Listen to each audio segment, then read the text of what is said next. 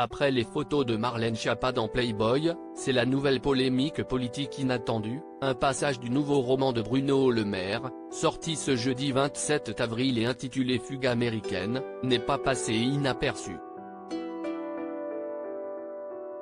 Outre les interrogations de certains quant au temps consacré par le ministre de l'économie à la rédaction de cet ouvrage, c'est la description des ébats sexuels de l'un des protagonistes fictifs, et plus particulièrement l'emploi d'une expression des plus explicites pour évoquer une pénétration anale, qui a suscité l'étonnement et l'indignation.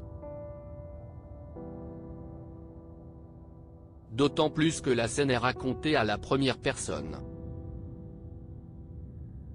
Après les nombreuses plaisanteries des internautes qui ont placé le hashtag dilaté comme jamais dans le top des tendances sur Twitter, ce samedi 29 avril, plusieurs d'entre eux se sont pris au jeu de réécrire le fameux passage. L'écrivain Nicolas Mathieu, lauréat du prix Goncourt en 2018, s'est ainsi livré à l'exercice de style sur son compte Instagram en passant à une narration omnisciente. Après mes règles, pendant 2 ou 3 jours, je suis excité comme jamais. Je mouille dans le roman du locataire de Bercy est ainsi devenu, quand venaient ses règles, elle ne se tenait plus. Quelque chose de fauve tournait dedans, qui la faisait alors se trémousser, sur son fauteuil, au bureau, dans sa caisse, cherchait à s'ouvrir, la rendait moite, molle, nerveuse, pleine du besoin de se fendre, de s'étancher sous la plume de l'auteur récompensé.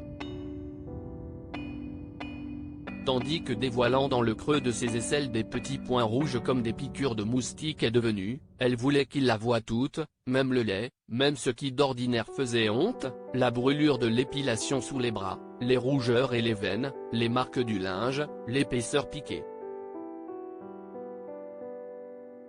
Bruno Le Maire, Elisabeth Borne. Découvrez les ministres à leur début. On perd le côté Jackie et Michel quant au passage le plus subversif.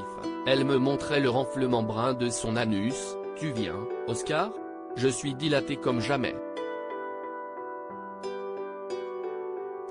Et je la prenais en hurlant des mots que la décence la plus élémentaire m'interdit de consigner a été réécrit par Nicolas Mathieu de la façon suivante, le secret de son cul, le sombre froncement qui était l'intimité à sa limite et que soudain nue, penchée et sans vergogne, elle exhibait en s'écartant à 2 mains.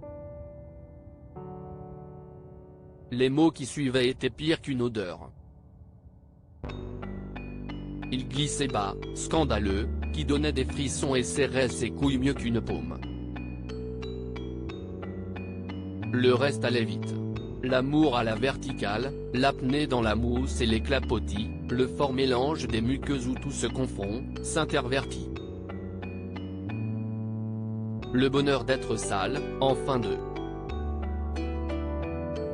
On perd un peu le côté Jackie et Michel, tout de même, s'est amusé un internaute dans les commentaires sous la publication du romancier originaire d'Épinal. Ce dernier n'est pas le seul à s'être laissé tenter par une réécriture de l'extrait polémique. Moi qui n'avais connu jusqu'ici que de sages missionnaires dans la pénombre, j'étais subjugué par les cris de jouissance que poussait cette femme fontaine dès les premières approches de ma verge triomphante. Elle n'aimait pas le sexe, elle était le sexe, a ainsi pastiché sur Twitter la linguiste Laëlia Véron. J'ai demandé à ChatGPT de réécrire le passage dilaté comme jamais de Bruno Le Maire. Verdict, si est bien plus digeste, a de son côté proposé un internaute avant de partager le résultat. L'intelligence artificielle a préféré employer une métaphore, évoquant ainsi l'ombre sombre de son intimité, plutôt que l'expression controversée du ministre de l'économie. Article écrit en collaboration avec 6 médias. Crédit photo, Stéphane Le Mouton.